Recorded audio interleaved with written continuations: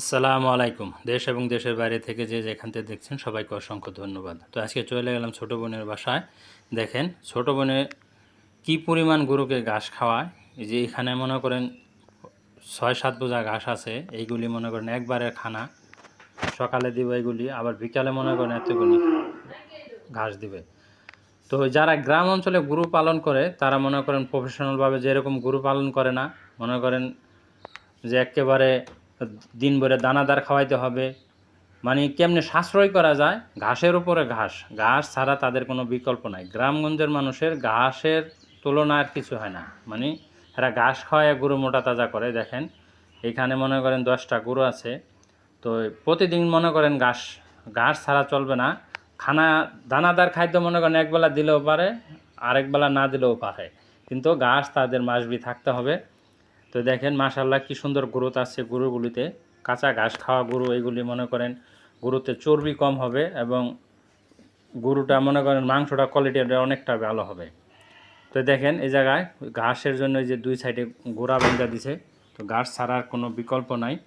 তো যেহেতু আর কোরবানির অল্প কিছুদিন বাকি আছে, তো কারো যদি প্রয়োজন হয়, ছোট গরু আছে আর বড় গরু আছে 3টে, আর তাম 2টা এখানে বিক্রি করা গরু, একটা কোরবানির গরু আর একটা বিক্রি করা গরু। তো বাকি যে গরুগুলো আছে অবশ্যই বিক্রি করা হবে। যদি কারো প্রয়োজন হয় তো অবশ্যই যোগাযোগ করতে পারেন, আমার ডিসক্রিপশনে নাম্বার দেওয়া আছে, তো এই নাম্বারে যোগাযোগ করতে পারেন। তো মাশাআল্লাহ দেখেন প্রত্যেকটা গরুই কি সুন্দর হৃষ্টপুষ্ট হয়েছে। তো ঘাস খাওয়া গরু যেহেতু আপনারা অবশ্যই জানেন যে দানাদারের উপর গ্রামগঞ্জের মানুষ দানাদারের উপরে কোনো নির্ভর করে না, কারণ ওদের গ্রামের মানুষ মনে করেন সবসময় কেমনে ঘাস খাওয়ান যায়, হেরা প্রাচীন যুগে যেভাবে মানুষের গরু পালছে এরকম গরু পালবো। এই দেখেন কি সুন্দর হৃষ্টপুষ্ট হয়েছে। তো এই যে গরুটা মনে করেন বিক্রি করা গরু, সাদা গরুটা বিক্রি করা গরু। তো বাকি আরেকটা গরু আছে বিক্রি করা, আর বাকি আপনার 8টা গরু আছে বিক্রি হবে। তো কারো কোনো ভাই বোনের যদি লাগে যোগাযোগ করেন। আর ঠিকানাটা হচ্ছে আপনার, আমি বইলা দিতেছি, ঠিকানাটা হচ্ছে